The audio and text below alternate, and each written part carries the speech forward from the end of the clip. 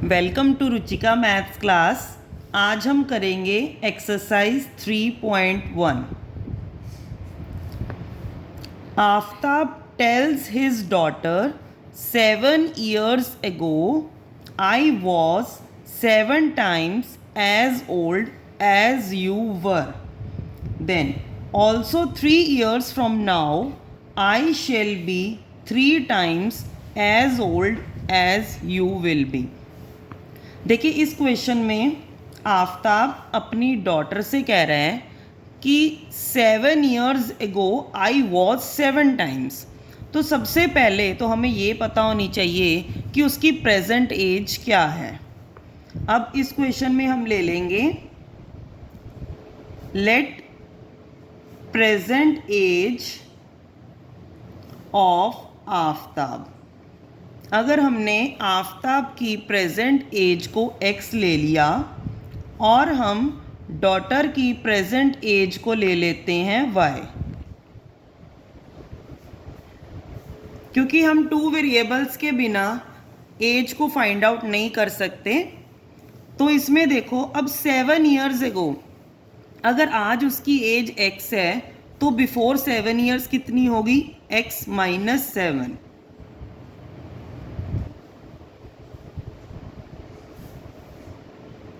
तो क्या लिखेंगे? 7 years ago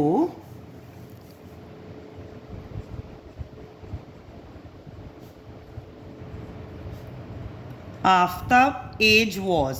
देखिए 7 years ago आफ्ताब की एज कितनी होगी? x - 7 years। जैसे हमने भी अपनी एज में अगर -7 कर दें, अब की प्रेजेंट एज में -7 कर दें तो हमें 7 years पहले वाली जो एज है वो हमें पता चल जाएगी। सिमिलरली आफ्ताब की age 7 years ago x - 7 years and daughter की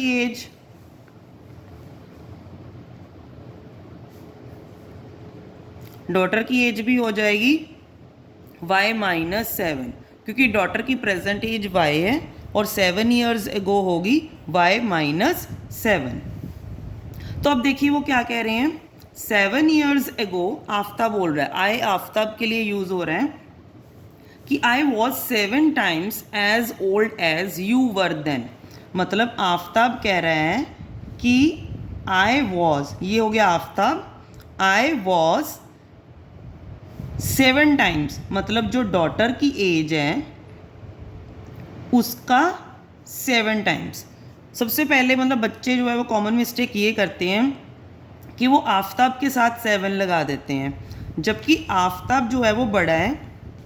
जब आपने उनको इक्वेट करना है तो डॉटर की एज के आगे 7 लगाना पड़ेगा।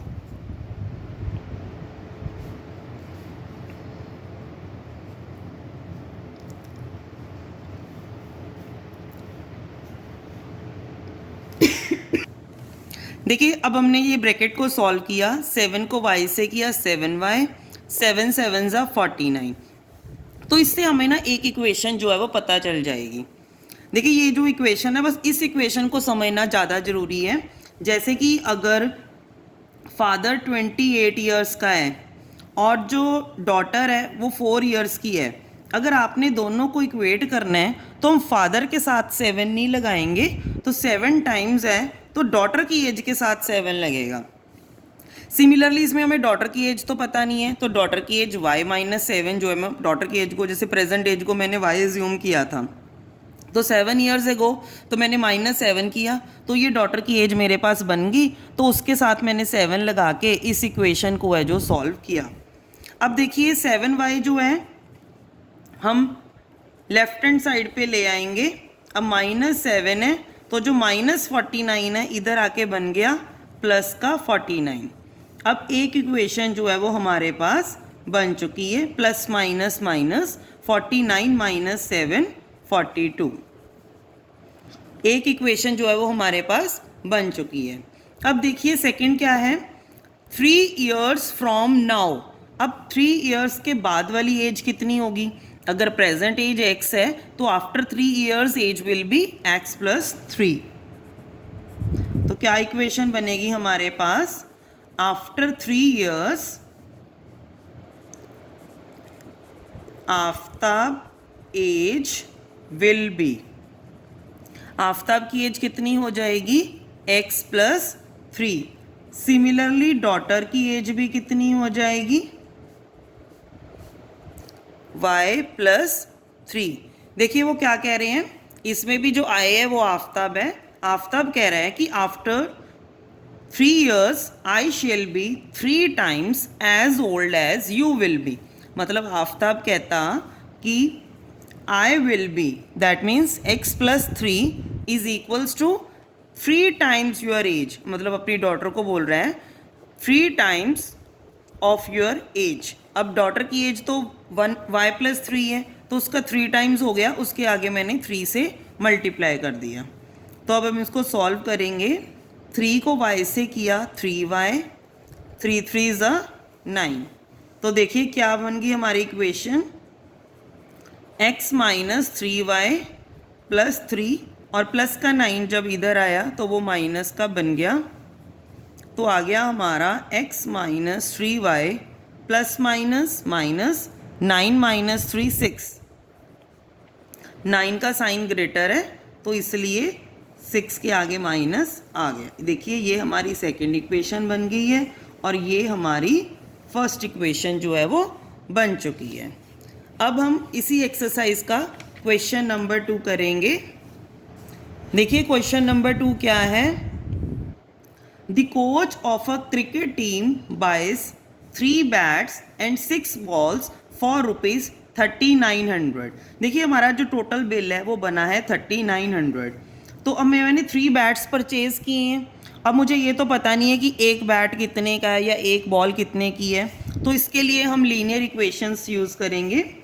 देखिए कैसे करेंगे, लेट कॉस्ट ऑफ 1 बैट। देखिए अगर बैट की 1 बैट की कॉस्ट है हमारी रुपीज़ x एंड 1 बॉल की कॉस्ट कितनी है रुपीज़ y। तो देखिए अगर एक बैट मेरा x रुपीज़ का है और मैंने कितने बैट्स परचेज किए हैं 3 बैट्स, तो क्या इक्वेशन बन गई 3 इंटू x, क्या बना 3x। और मैंने 6 बॉल्स परचेज की हैं और जो एक बॉल है उसकी कॉस्ट है y, तो 6 इंटू y 6y, और इन दोनों को मिला के मेरा जो बिल बना है वो कितना बना है 3900 का। हम टोटल कॉस्ट कैसे निकालेंगे, एक बैट की कॉस्ट को 3 बैट से मल्टीप्लाई करेंगे क्योंकि उसने 3 बैट्स परचेज किए हैं।